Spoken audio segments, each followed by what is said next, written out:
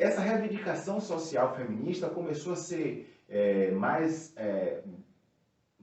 evidencialmente buscada para que as mulheres começassem a trabalhar, isso na Revolução Francesa. Só que a sociedade ainda não tinha essa ideia de que as mulheres tinham o mesmo potencial físico. Qual era a questão aí? A questão do trabalho físico, difícil, duro. Não existia tantas máquinas, não existia tantas ferramentas tecnológicas. Era braçal o trabalho. Então as mulheres eram vistas como pessoas mais frágeis fisicamente, gente. Isso não é uma mentira. Eu estava malhando outro dia, treinando na academia, e eu vi lá uma moça sarada, forte pra caramba, treinadora profissional. Ela estava colocando 170 quilos no carrinho de leg. Beleza, eu fiquei impressionado com isso. Uma mulher sarada, forte. Eu que sou um amador, não treino muito, sou um cara, faço um treino mínimo. Eu coloquei 320 nas pernas. Pô, sarado, né? Mas enfim, significa que há uma diferença física, sim, e era isso que era levado em conta nas questões de trabalho em fábrica. Eu estou aqui sendo isento de qualquer senso de juízo. Estou dando aqui elementos que você possa pensar um pouco historicamente.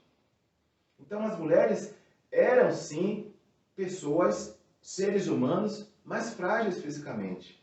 Claro, mas elas ainda assim reivindicaram e conseguiram alcançar os seus objetivos sociais e, sim, a sua força de trabalho foi aceita, foi meio que imposta. E aí as mulheres passaram a trabalhar em fábricas e não ser mais somente donas de casa. E aí vem a dupla jornada. Trabalhando em casa, porque tinha que cumprir as obrigações, e trabalhar na fábrica, cumprir agora as obrigações profissionais. Só que aí, na segunda fase da Revolução Feminista pelo mundo, a luta das mulheres começa a ser também agora por movimentos políticos. Houve uma infiltração política nessa questão aí, ideológica, e as mulheres passaram a querer igualdade entre os sexos. Queriam direito ao voto, queriam o ingresso da mulher no mercado de trabalho e queriam igualdade jurídica. Veja bem, hein? Saímos de um movimento feminista com reivindicações extremamente salutares, valorosas, e agora entra o campo da política social. Então já tem aí um aspecto já ideológico. O socialismo começa a entrar nessas reivindicações. Alguém se infiltrou e começou pelo pensamento intelectual a distorcer ou fazer uma evolução do pensamento e dos direitos da mulher. É o que a gente chama de massa de manobra. Eu vou pegar um elemento comum, convencional da sociedade e vou transformar isso em uma bandeira. É assim que se faz a manipulação política. E aí passa uma igualdade entre os sexos. Meu Deus do céu! O que é igualdade entre os sexos? Não é igualdade entre os sexos por dinheiro. Não é igualdade entre os sexos por uma posição trabalhista, profissional. Não. É uma igualdade entre os sexos onde o gênero masculino é igual ao feminino, o feminino é igual ao masculino. Não existe, gente. Não existe essa igualdade biológica, não existe essa igualdade intelectual. Inclusive, há quem diga que as mulheres são até mais evoluídas que os homens. E aí eles começam a distorcer essa igualdade entre os sexos. Já coloca a palavra sexo no meio, já é diferente de gênero. Olha bem o termo, e eu posso falar isso com garantia porque eu sou professor de português. Uma coisa é sexo, igualdade entre os gêneros, igualdade entre os sexos. Veja que o discurso começa a ser distorcido.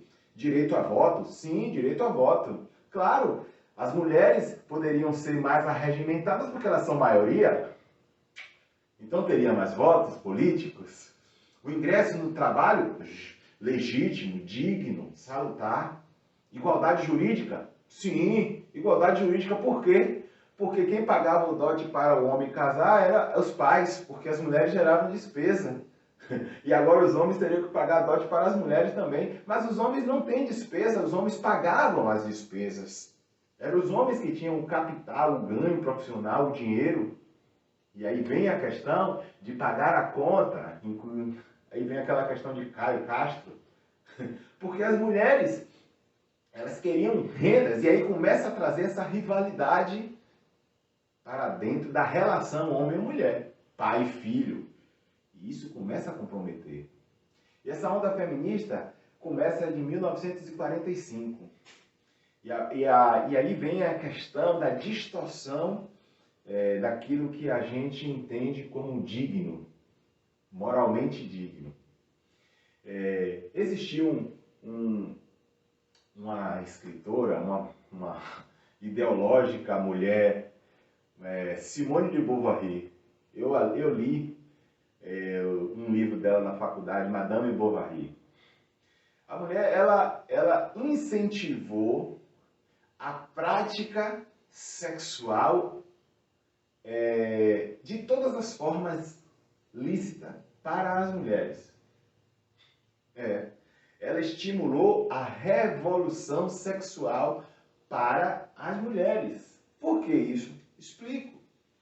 As mulheres eram donas de casa e só serviam para os homens para ter as relações de acasalamento ou a relação sexual para engravidar, para gerar filhos, para gerar força de trabalho.